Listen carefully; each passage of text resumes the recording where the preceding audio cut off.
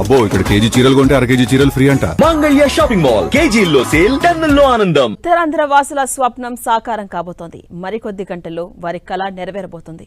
ఎన్నాళ్లుగానో ఎదురు చూస్తున్న Bhogapuram international airport ప్రారంభోత్సవానికి అంతా సిద్ధమైంది. ఇవాళ ప్రధాని నరేంద్ర మోదీ లాంఛనంగా ప్రారంభించబోతున్నారు. ఇందుకోసం ఏపీ సర్కార్ భారీ ఏర్పాట్లు చేసింది. మన భోగాపురం ఎయిర్పోర్టు మన గర్వం పేరుతో వేడుకలు నిర్వహిస్తోంది ఏపీ ప్రభుత్వం. భోగాపురంలో పర్యటించబోతున్న ప్రధాని మోదీ ఇవాళ ఉదయం 10:45 అక్కడికి చేరుకోబోతున్నారు. అక్కడ మోదీకి గవర్నర్ అబ్దుల్ నజీర్, సీఎం చంద్రబాబు స్వాగతం పలకబోతున్నారు. అక్కడి నుంచి ఒకే కారులో ప్రయాణికుల టెర్మినల్ భవనానికి మోదీ, చంద్రబాబు వెళ్లబోతున్నారు. అక్కడ 200 మంది విద్యార్థులు కూచిపూడి నృత్యంతో ప్రధాని మోదీకి ఘనంగా స్వాగతం పలకబోతున్నారు. ఉదయం 11 గంటలకు భోగాపురం అంతర్జాతీయ విమానాశ్రయం నిర్మాణ పనులు పరిశీలించబోతున్నారు ప్రధాని. ఆ తర్వాత ఓపెన్ టాప్ జీప్లో బహిరంగ సభా వేదిక వద్దకు వెళ్లబోతున్నారు.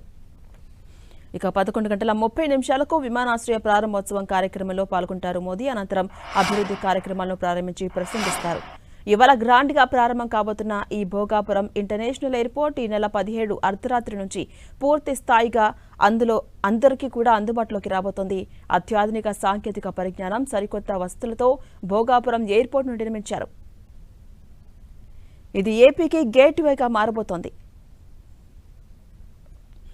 ఇక ఉత్తరాంధ్ర జిల్లాల నుంచి 3 లక్షల మంది ప్రజలు హాజరయ్యేలా ఏర్పాట్లు చేస్తూ ఉన్నారు. ఇప్పటికే సభా స్థలానికి వచ్చేందుకు 5,000 బస్సులు, ఆహారాన్ని సిద్ధం చేశారు అధికారులు.